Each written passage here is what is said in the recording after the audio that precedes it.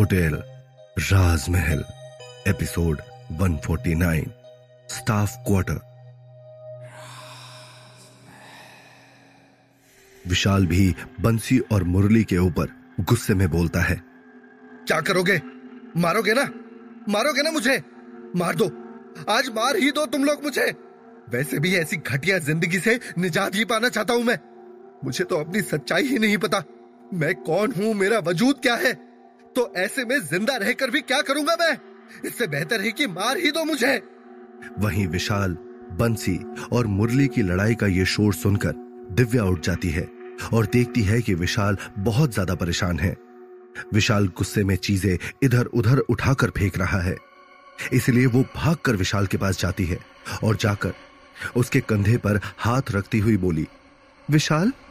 दिव्या की आवाज सुनकर विशाल को दिव्या के अपने करीब होने का एहसास हुआ और वो मुड़कर एकदम अचानक से दिव्या को पकड़कर फूट फूट कर रोने लगता है। मैं बहुत मजबूर हूं, मैं बेबस हूं दिव्या। विशाल को इस तरह से गले लगकर रोता देख दिव्या को बुरा लगता है।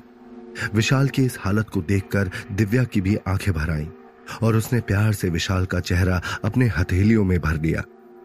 फिर दिव्या ने विशाल की आंखों में झांकते हुए विशाल को समझाते हुए कहा, विशाल, क्या फर्क पड़ता है तुम्हें इस सब से? तुम बस मेरे बारे में सोचो।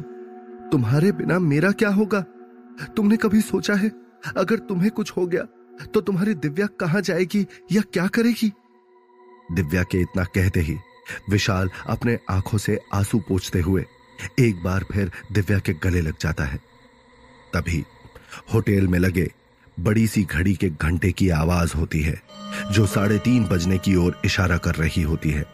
धीरे धीरे होटल राजमहल आग की लपटों से घिरने लगता है, लेकिन इससे पहले कि वो आग अपने चरम पर हो और सब कुछ अपनी आगोश में ले ले, विशाल और दिव्या दोनों भागते हुए होटल से बाहर आ जाते हैं। विशाल थका हारा घर पहुंचता है। उसे कुछ समझ में नहीं आ रहा होता है कि उसकी जिंदगी उसके साथ और कितने खेल खेलने वाली है।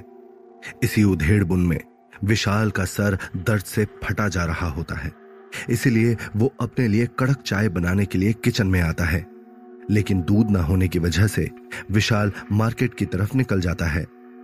विशाल दूध लेकर अपने ही ख्यालों में खोया खोया सा टहलते हुए घर वापस आ ही रहा होता है कि तभी उसके सामने एक जाना पहचाना सा चेहरा नजर आता है।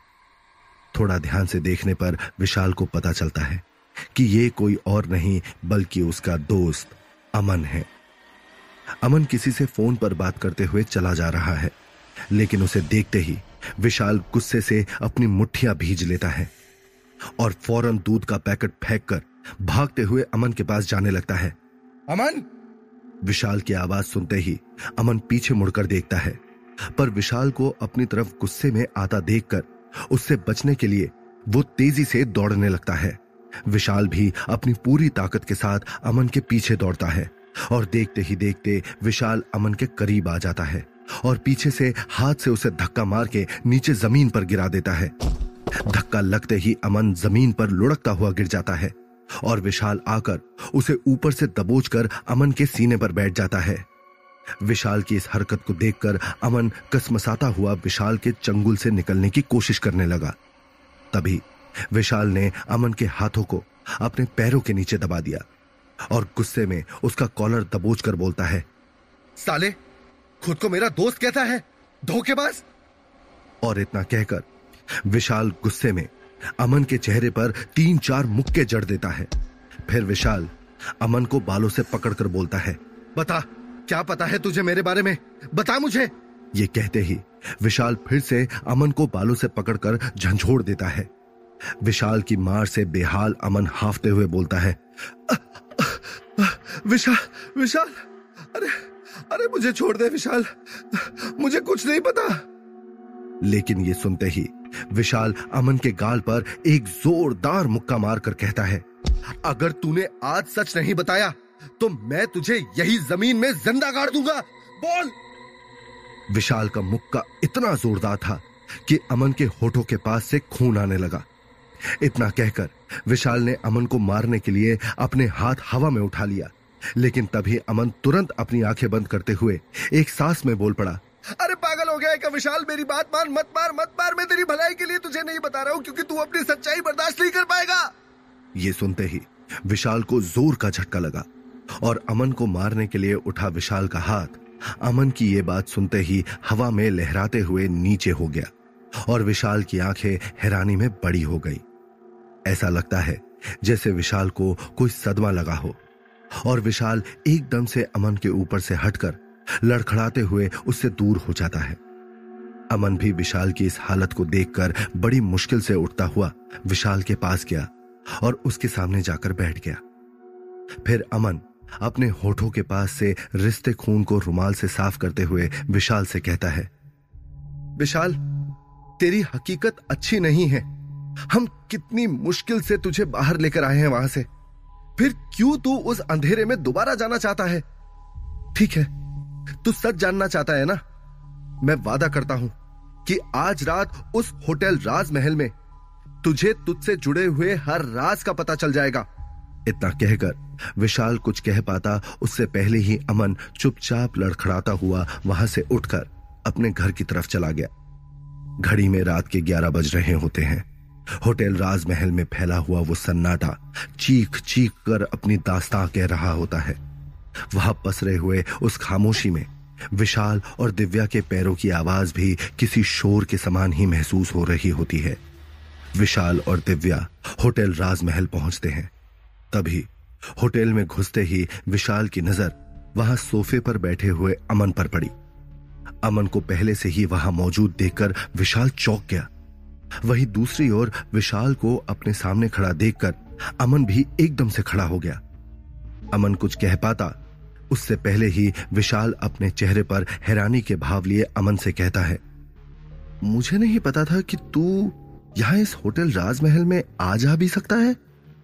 लेकिन अमन विशाल की बातों को इग्नोर करते हुए बोला, ये सब छोड़ विशाल, तुझे सच जानना है ना? तो आज मैं तुझे सारा सच बताऊंगा। अमन आगे कुछ बोलने ही वाला होता है कि तभी ठक ठक की आती हुई एक आवाज से अमन और विशाल का पूरा ध्यान उस ओर चला गया। ठक ठक की उस आवाज से पूरा होटल राजमहल गूंजने लगता है। ऐसा लगता है कि सन्नाटे को चीरती हुई ये आवाज सिर्फ सीढ़ियों से नहीं बल्कि होटल राजमहल के हर एक कोने से आ रही हो। विशाल, दिव्या और अमन ने देखा कि सीढ़ियों से ब्लू रंग का ट्रांसपेरेंट गाउन पहने मल्लिका नीचे आ रही होती है। उस ब्लू कलर के गाउन में मल्लिका बेहद खूबसूरत लग रही होती है। जहां एक तरफ मल्लिका को आते देखकर दिव्या विशाल के पीछे छुप गई, वहीं मल्लिका की तेज निगाहें पूरी तरह से विशाल पर ही टिकी हुई हैं और मल्लिका अपने धीरे धीरे कदमों से चलती हुई विशाल के करीब आई और एक नजर भरकर विशाल की ओर देखा। आज मल्लिका की आंखों में विशाल को पहली बार आंसू नजर आए, जिसे देखकर विशाल की आंखें फटी की फटी रह गई। मल्लिका, जिसकी एक चीख से अच्छे अच्छों की आंखों में आंसू आ जाए, आज वो खुद इस तरह से रो रही है। ये देखकर विशाल और वहां मौजूद बाकी लोगों को भी अपनी आंखों पर यकीन नहीं हो रहा होता है।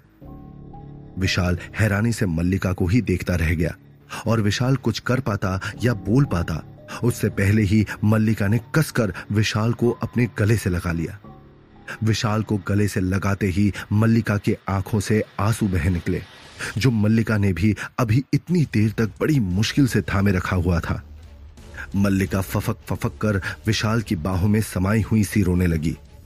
मल्लिका के इस तरह से रोने की वजह से होटल राजमहल के चारों दिशाओं से अजीब अजीब सी आवाजें आने लगी। ऐसी आवाजें जिसे सुनकर विशाल, दिव्या और अमन को भी अपने कान बंद करने पड़े। मल्लिका, क्या हुआ तुम्हें? तुम रो क्यों रही हो? और ये सब आखिर हो क्या रहा है?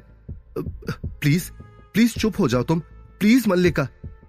विशाल ने मल्लिका को झंझोड़ते हुए कहा। मल्लिका को इस तरह रोते हुए देखकर वहां खड़े अमन और दिव्या भी हैरान हो जाते हैं, लेकिन वहां मौजूद हर शख्स को इग्नोर करती हुई मल्लिका ने विशाल से अलग होते हुए विशाल की आंखों में देखते हुए कहा, क्यों सब जानना है तुम्हें विशाल? क्यों सब खराब करना चाहते हो? जो कुछ भी हो रहा है उसे होने दो ना। मल्लिका, मेरे लिए सच जानना बहुत जरूरी हो गया है। कभी कभी ऐसा लगता है कि जैसे मुझे खुद ही नहीं पता कि मैं कौन हूं। सच क्या है मल्लिका? क्या हुआ था मेरे साथ? मुझे अब इन सब चीजों से, इन सारे सवालों से चिढ़ होने लगी है। प्लीज प्लीज मुझे सच बताओ मल्लिका, प्लीज। विशाल ने लगभग गिड़गिड़ाते हुए मल्लिका से कहा। विशाल की बातें सुनकर मल्लिका एकदम से अपनी आंखों से आंसू पोंछती हुई विशाल की तरफ देखकर बोली, ठीक है, चलो तुम मेरे साथ चलो। चलो आज मैं तुम्हें सारा सच बताती हूं। जिस पर विशाल ने बड़ी ही हैरानी के साथ मल्लिका से पूछा, तुम्हारे साथ चलो? पर कहां जाना है मुझे? तुम ज्यादा सवाल मत करो, बस जैसा मैं बोल रही हूं वैसा करो। आओ चलो मेरे साथ। मल्लिका ने विशाल की तरफ देखते हुए कहा और वो वहां से होटल के बैकयार्ड की ओर चली गई। मल्लिका को इस तरह से जाते हुए देख विशाल के पास और कोई रास्ता नहीं बचा। विशाल को कुछ समझ में नहीं आ रहा है कि उसे क्या करना चाहिए, मगर विशाल को तो वैसे भी हर हाल में अपने से जुड़ा हुआ हर राज जानना ही है, तो वो भी मल्लिका के पीछे पीछे चला गया। अमन और दिव्या ने भी एक नजर एक दूसरे की ओर देखा और वो भी वहां से चल पड़े। मल्लिका होटल राजमहल के हॉल से निकलकर एक गलियारे पर आ गई। उसने एक बार पीछे मुड़कर विशाल की तरफ देखा और दोबारा सामने देखती हुई आगे बढ़ने लगी। ये गलियारा विशाल को काफी अलग मालूम पड़ रहा होता है। ऐसा लग रहा होता है मानो वो गलियारा होटल का हिस्सा हो ही ना। वहीं दिव्या और अमन भी विशाल के पीछे पीछे चले जाते हैं। अमन तो ज्यादातर होटल में आता जाता नहीं है, लेकिन दिव्या तो इस होटल का हर कोना जानती है। पर उसे भी होटल का वो गलियारा काफी अलग और नया सा लगा।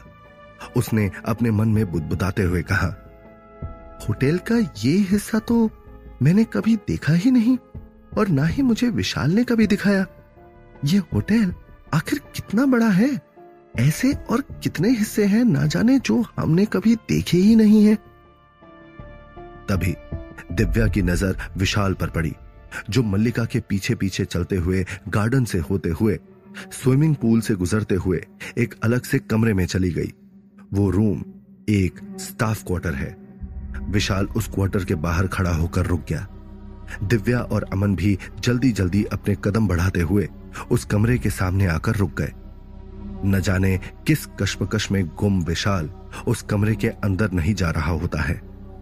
तभी विशाल के कानों में कमरे के अंदर से मल्लिका की आवाज सुनाई दी, तुम्हें सच जानना है ना विशाल? तो फिर बाहर किस चीज का इंतजार कर रहे हो? आओ, अंदर आओ और अपनी आंखों से देखो कि सच क्या है। क्या है तुम्हारे और होटल राजमहल के बीच का राज? मल्लिका की बातें सुनकर विशाल कमरे के अंदर जाने से हिचकिचाने लगा। विशाल को ऐसा महसूस हो रहा होता है जैसे उसका दिल और दिमाग दोनों अलग अलग बातें कर रहे हैं। दिल चाहता है कि वो कमरे के अंदर जाए और अपने आप से जुड़ी सारी राज की बातें जान ले। वहीं विशाल का दिमाग उसे किसी खतरे का अंदेशा दे रही होती है। तभी पीछे से दिव्या ने विशाल के कंधे पर हाथ रखते हुए कहा, अंदर चलो विशाल, मैं तुम्हारे साथ हूं। मैं तुम्हें वादा करती हूं, चाहे कोई भी परेशानी आए, कोई भी मुसीबत आए, मेरे लिए तुम्हारा प्यार हमेशा ऐसा ही रहेगा। हमारा ये जो रिश्ता है ना विशाल, ये कभी नहीं बदलेगा। कोई भी राज हमारे बीच के प्यार को नहीं बदल पाएगा। दिव्या की बातों को सुनकर विशाल के जहन में एक नई हिम्मत पैदा हुई और वो अपने धीमे कदमों से कमरे के अंदर चला गया। कमरे के अंदर जाते ही विशाल ने जो सामने देखा उसे देखकर विशाल की आंखें फटी की फटी रह गई। ठीक यही हाल विशाल के पीछे खड़े दिव्या और अमन का भी था।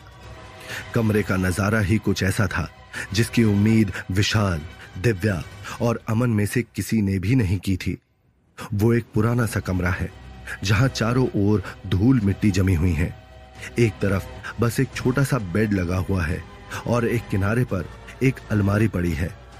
मल्लिका ने एक पुरानी फोटो एल्बम विशाल के हाथ में देखने के लिए थमा दी। दिव्या भी आगे बढ़कर उसे देखने लगी। उन तस्वीरों को देखकर विशाल और दिव्या के पैरों तले से जमीन खिसक गई। तो आखिर क्या है इन तस्वीरों में? कौन से राज छुपे हैं इस कमरे में? आखिर मल्लिका क्या सच में विशाल को सब बता देगी, या ये भी कोई धोखे और फरेब का मायाजाल है? इन सभी सवालों के जवाब जानने के लिए सुनिए होटल राजमहल, सिर्फ पॉकेट एफएम पर।